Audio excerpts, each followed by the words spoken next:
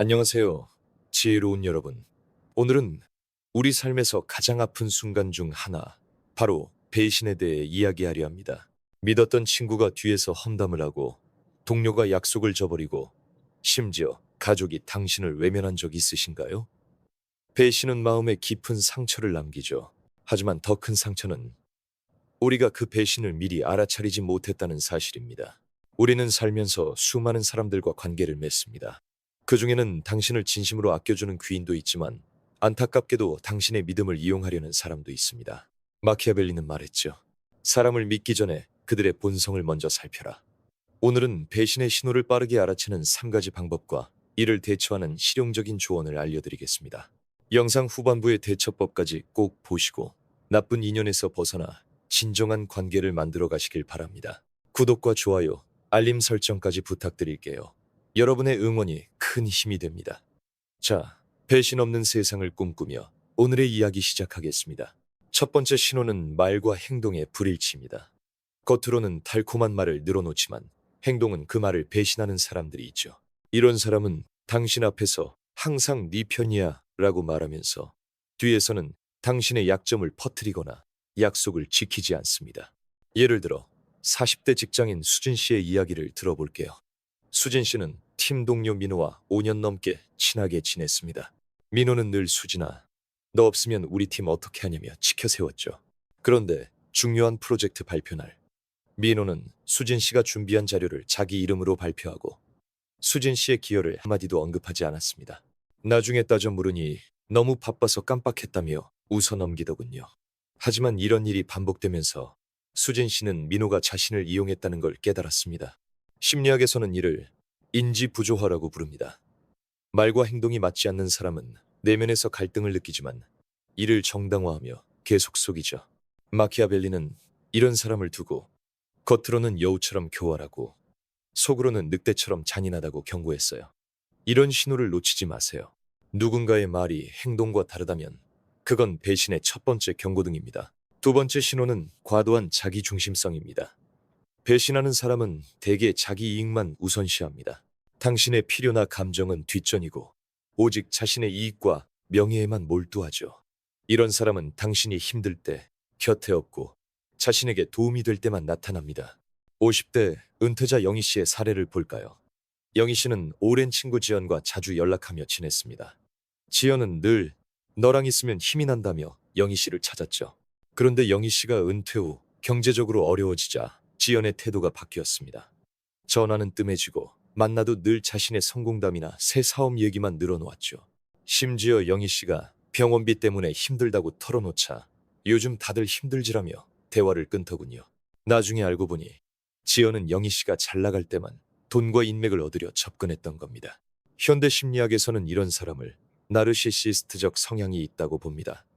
이들은 타인의 감정을 공감하지 못하고 자신을 중심으로 세상을 돌리죠.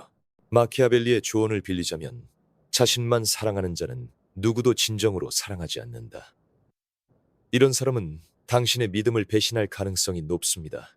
세 번째 신호는 당신의 약점을 이용하는 태도입니다. 진정한 관계는 서로의 약점을 보듬어주지만 배신자는 약점을 무기로 삼습니다. 당신이 털어놓은 비밀을 퍼뜨리거나 약한 모습을 비웃으며 우월감을 느끼죠. 30대 프리랜서 민수 씨의 경험을 들어볼게요. 민수는 친한 선배에게 사업 실패로 우울했던 이야기를 털어놓았습니다. 선배는 괜찮아, 나도 힘들 때 많았어라며 위로했죠. 그런데 몇 달 뒤 민수의 실패담이 업계 사람들 사이에 퍼졌습니다. 심지어 선배가 민수는 정신력이 약해서 망했다며 웃음거리로 삼았다는 걸 알게 됐죠.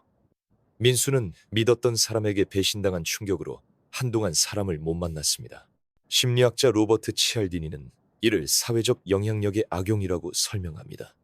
약점을 아는 사람은 당신을 조종하려 들 수 있죠. 마키아벨리도 가장 위험한 적은 당신의 비밀을 아는 자라고 했어요. 당신의 약점을 함부로 다루는 사람은 배신의 씨앗을 이미 품고 있는 겁니다. 이제 배신의 신호를 알아챘다면 어떻게 해야 할까요? 3가지 신적인 대처법을 알려드릴게요.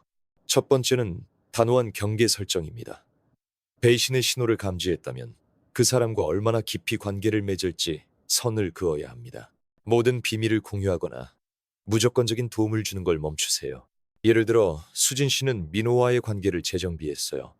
더 이상 개인적인 도움을 주지 않고 업무의 대화는 최소화했죠. 처음엔 어색했지만 민호가 더 이상 수진 씨를 이용하지 못하자 태도가 바뀌더군요. 심리학에서는 이를 경계 설정의 힘이라고 합니다. 당신의 시간과 에너지는 소중하니까요. 마키아벨리의 조언을 떠올려 보세요. 친절은 필요하지만 약함으로 보이지 않도록 하라. 경계를 설정하는 건 당신의 존엄을 지키는 첫걸음입니다. 두 번째는 조용히 거리를 두는 겁니다. 모든 배신자를 직접 대면해 싸울 필요는 없어요. 오히려 감정적으로 반응하면 상대가 당신을 더 조종하려 들 수 있죠. 대신 연락 빈도를 줄이고 만남을 최소화하며 서서히 멀어지세요. 영희 씨는 지연과 점진적으로 거리를 뒀습니다. 전화에 바로 답하지 않고 바쁘다는 이유로 만남을 줄였죠. 지연은 처음엔 불평했지만 결국 다른 사람에게 관심을 돌렸습니다. 이는 회색 바위 기법이라는 심리학적 전략이에요. 무관심으로 상대의 관심을 차단하는 거죠. 차분히 거리를 두면 당신의 마음도 덜 상합니다. 마지막은 진정한 관계에 에너지를 쏟는 겁니다. 배신 때문에 사람을 믿지 못하게 될까봐 두려우시죠. 하지만 세상에는 당신을 소중히 여기는 사람도 분명히 있습니다. 그들을 찾아 에너지를 투자하세요. 민수 씨는 배신 후 진심으로 자신을 위하는 동료들과 시간을 보냈습니다. 취미 모임에서 만난 친구들과 소소한 대화를 나누며 마음을 회복했죠. 플라톤은 진정한 우정은 서로의 선을 바라는 마음에서 나온다고 했어요. 당신의 마음을 알아주는 사람들에게 집중하면 배신의 상처도 치유됩니다. 여러분, 배신은 아프지만 그 아픔은 우리를 더 현명하게 만듭니다.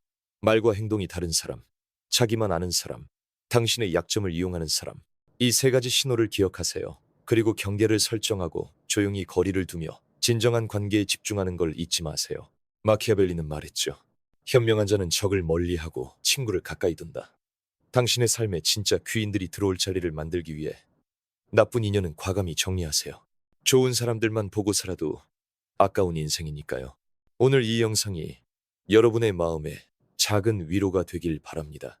여러분의 인생에 행복과 진정한 인연만 가득하길 지혜의 온도가 항상 응원할게요. 댓글로 여러분의 경험을 나눠주시고 구독과 좋아요 잊지 마세요. 다음 영상에서 더 좋은 이야기로 찾아뵙겠습니다. 감사합니다.